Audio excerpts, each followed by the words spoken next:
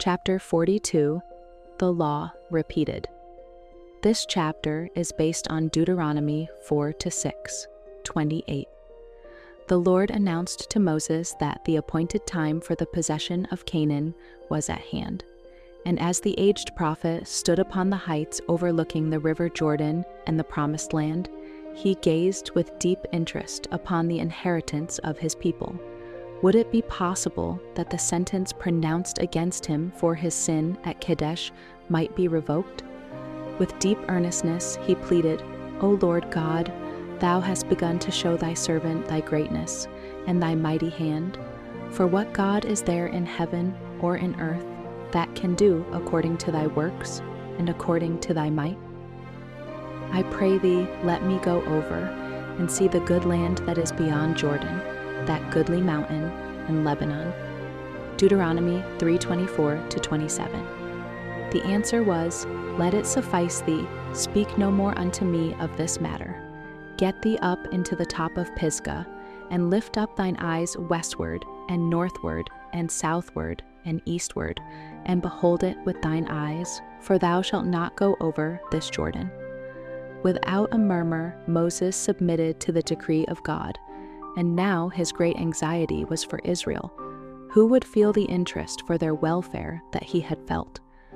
From a full heart, he poured forth the prayer, "Let the Lord, the God of the spirits of all flesh, set a man over the congregation, which may go out before them, and which may go in before them, and which may lead them out, and which may bring them in, that the congregation of the Lord be not as sheep, which have no shepherd."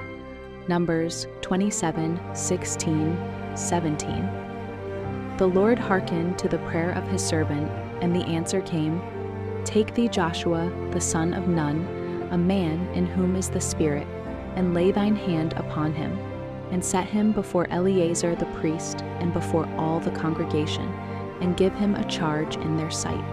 And thou shalt put some of thine honor upon him, that all the congregation of the people of Israel may be obedient." Verses 18-20. Joshua had long attended Moses, and being a man of wisdom, ability, and faith, he was chosen to succeed him. Through the laying on of hands by Moses, accompanied by a most impressive charge, Joshua was solemnly set apart as the leader of Israel. He was also admitted to a present share in the government. The words of the Lord concerning Joshua came through Moses to the congregation. "He shall stand before Eleazar the priest, who shall ask counsel for him after the judgment of Urim before the Lord. At his word shall they go out, and at his word they shall come in, both he and all the children of Israel with him, even all the congregation." Verses 21-23.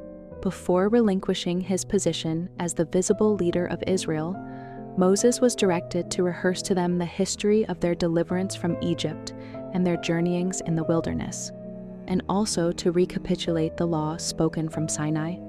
When the law was given, but few of the present congregation were old enough to comprehend the awful solemnity of the occasion. As they were soon to pass over Jordan and take possession of the promised land, God would present before them the claims of his law and enjoin upon them obedience as the condition of prosperity. Moses stood before the people to repeat his last warnings and admonitions. His face was illumined with a holy light. His hair was white with age, but his form was erect, his countenance expressed the unabated vigor of health, and his eye was clear and undimmed. It was an important occasion, and with deep feeling he portrayed the love and mercy of their Almighty Protector.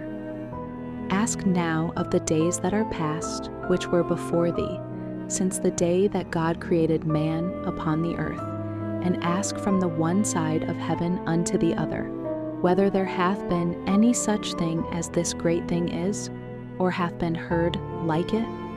Did ever people hear the voice of God speaking out of the midst of the fire, as thou hast heard, and live?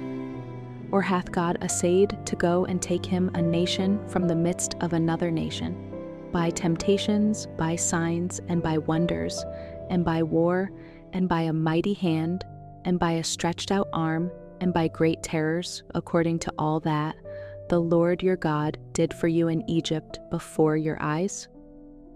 Unto thee it was showed that thou mightest know that the Lord, He is God, there is none else beside Him.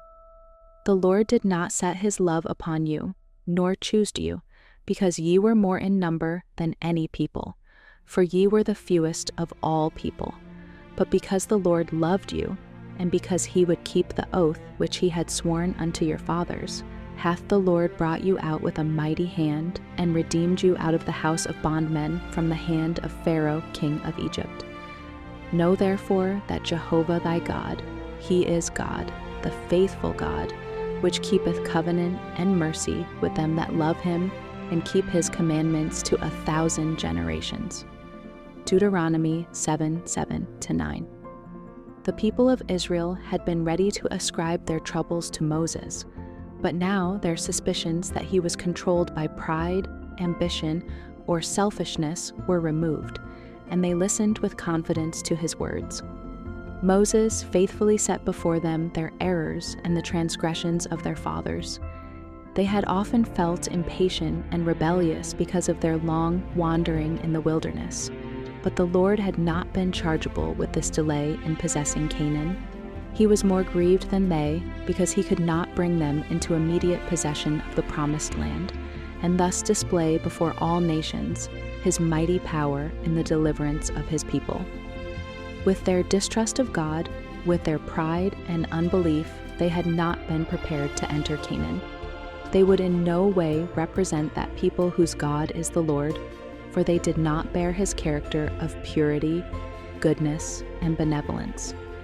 Had their fathers yielded in faith to the direction of God, being governed by His judgments and walking in His ordinances, they would long before have been settled in Canaan, a prosperous, holy, happy people. Their delay to enter the goodly land dishonored God and detracted from His glory in the sight of surrounding nations. Moses, who understood the character and value of the law of God, assured the people that no other nation had such wise, righteous, and merciful rules as had been given to the Hebrews. Behold, he said, I have taught you statutes and judgments, even as the Lord my God commanded me, that ye should do so in the land whither ye go to possess it. Keep therefore, and do them, for this is your wisdom and your understanding in the sight of the nations, which shall hear all these statutes, and say, surely this great nation is a wise and understanding people. Moses called their attention to the day that thou stoodest before the Lord thy God in Horeb. And he challenged the Hebrew host, what nation is there so great, who hath God so nigh unto them, as the Lord our God is in all things that we call upon him for? And what nation is there so great that hath statutes and judgments so righteous as all this law which I set before you this day? Today the challenge to Israel might be repeated. The laws which God gave his ancient people were wiser, better, and more humane than those of the most civilized nations of the earth. The laws of the nations bear marks of the infirmities and passions of the unrenewed heart, but God's law bears the stamp of the divine. The Lord hath taken you and brought you forth out of the iron furnace, declared Moses, to be unto him a people of inheritance. The land which they were soon to enter, and which was to be theirs on condition of obedience to the law of God, was thus described to them. And how must these words have moved the hearts of Israel, as they remembered that he who so glowingly pictured the blessings of the goodly land had been, through their sin, shut out from sharing the inheritance of his people. The Lord thy God bringeth thee into a good land, not as the land of Egypt from whence ye came out, where thou sowedst thy seed and wateredst it with thy foot as a garden of herbs. But the land, whither ye go to possess it, is a land of hills and valleys, and drinketh water of the rain of heaven. A land of brooks of water, of fountains and depths that spring out of valleys and hills.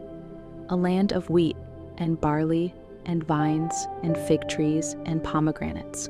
A land of oil olive and honey. a land wherein thou shalt eat bread without scarceness, thou shalt not lack anything in it. A land whose stones are iron, and out of whose hills thou mayest dig brass. A land which the Lord thy God careth for. The eyes of the Lord thy God are always upon it, from the beginning of the year even unto the end of the year. Deuteronomy 8:7-9, 11:10-12. And it shall be, when the Lord thy God shall have brought thee into the land which he sware unto thy fathers, to Abraham, to Isaac, and to Jacob, to give thee great and goodly cities, which thou buildedst not, and houses full of all good things, which thou filledst not, and wells digged, which thou diggedst not, vineyards and olive trees, which thou plantedst not. When thou shalt have eaten and be full, then beware lest thou forget the Lord. Take heed unto yourselves, lest ye forget the covenant of the Lord your God. For the Lord thy God is a consuming fire, even a jealous God. If they should do evil in the sight of the Lord, then, said Moses, ye shall soon utterly perish from off the land, whereunto ye go over Jordan to possess it.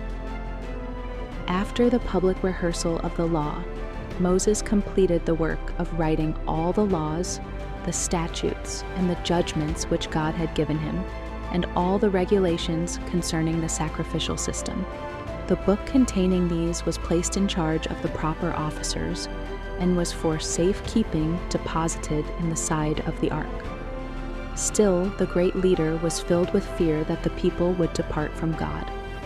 In a most sublime and thrilling address, he set before them the blessings that would be theirs on condition of obedience, and the curses that would follow upon transgression. If thou shalt hearken diligently unto the voice of the Lord thy God, to observe and to do all his commandments which I command thee this day, blessed shalt thou be in the city, and blessed shalt thou be in the field, in the fruit of thy body, and the fruit of thy ground, and the fruit of thy cattle. Blessed shall be thy basket and thy store. Blessed shalt thou be when thou comest in, and blessed shalt thou be when thou goest out. The Lord shall cause thine enemies that rise up against thee to be smitten before thy face. The Lord shall command the blessing upon thee in thy storehouses, and in all that thou settest thine hand unto. But it shall come to pass, if thou wilt not hearken unto the voice of the Lord thy God, to observe to do all his commandments and his statutes which I command thee this day, that all these curses shall come upon thee, and thou shalt become an astonishment, a proverb, and a byword among all nations whither the Lord shall lead thee, and the Lord shall scatter thee among all people, from the one end of the earth even unto the other. And there thou shalt serve other gods, which neither thou nor thy fathers have known, even wood and stone. And among these nations shalt thou find no ease, neither shall the sole of thy foot have rest. But the Lord shall give thee there a trembling heart, and failing of eyes, and sorrow of mind, and thy life shall hang in doubt before thee. And thou shalt fear day and night, and shalt have none assurance of thy life. In the morning thou shalt say, Would God it were even? And at even thou shalt say, Would God it were morning? For the fear of thine heart wherewith thou shalt fear, and for the sight of thine eyes which thou shalt see. By the spirit of inspiration, looking far down the ages, Moses pictured the terrible scenes of Israel's final overthrow as a nation and the destruction of Jerusalem by the armies of Rome. The Lord shall bring a nation against thee from far from the end of the earth, as swift as the eagle flieth, a nation whose tongue thou shalt not understand, a nation of fierce countenance, which shall not regard the person of the old, nor show favor to the young. The utter wasting of the land and the horrible suffering of the people during the siege of Jerusalem under Titus centuries later were vividly portrayed.